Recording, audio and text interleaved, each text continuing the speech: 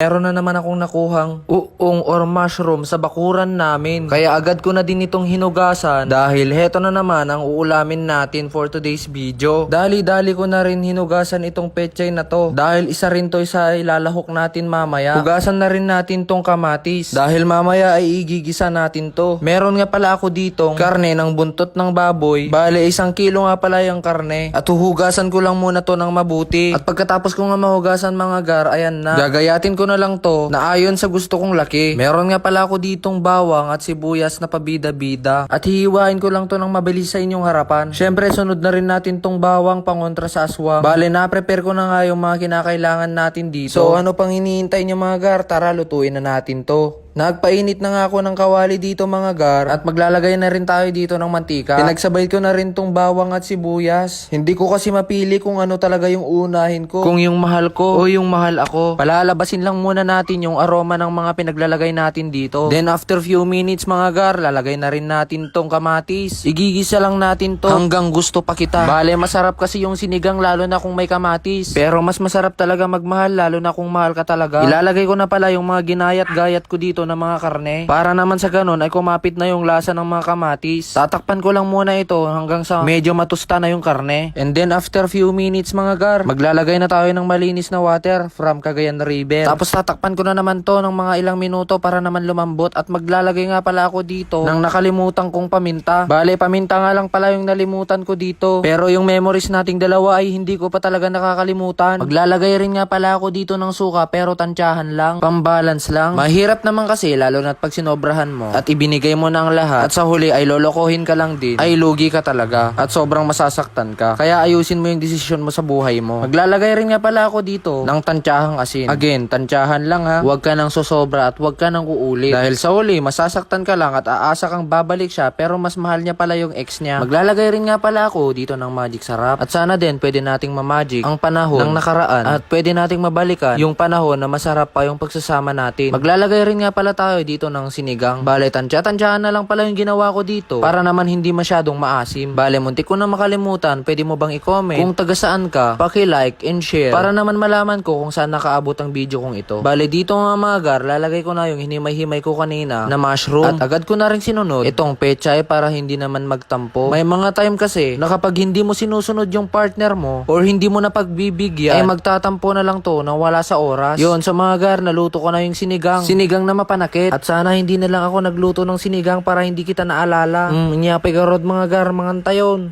So yun na mga gar, may bago nga pala akong ipapakilala sa inyong laro. Ito nga pala yung 7s.com. Pindutin mo lang yung link na nasa comment section ko at fill upan lang ang mga sumusunod. At ayun, tuturuan ko na kayo. Madami palang laro na pwedeng paglaruan dito pero ang pinaka-favorite ko dito ay yung Sweet Bonanza. Dito nga sa Sweet Bonanza ay nananalo ako palagi. Maganda rin kasi dito sa Sweet Bonanza ay may mga multiplier kagaya nito pag nag-scatter may 10 free spin ka. Bale, madodoble nga pala yung panalo mo dito lalo na pag sumabog yung multiplier. Katulad na lang nito. Bale, yung 174 ko ay matatimes sa 14. Kaya panalo na tayo agad ng 2,436. Bale, nagtuloy-tuloy nga pala yung swerte natin dito at tignan nyo, ang dami na talagang multiplier at sobrang laki ng multiplier natin ngayon. Tuturuan ko naman kayo kung paano mag-cash in. Indutin lang ang deposit at fill upan mo lang ito at pwede mo nang ibahin ang GCash account mo or PayMaya account mo. Mamimigay ako ng 500 pesos GCash sa mga magre-register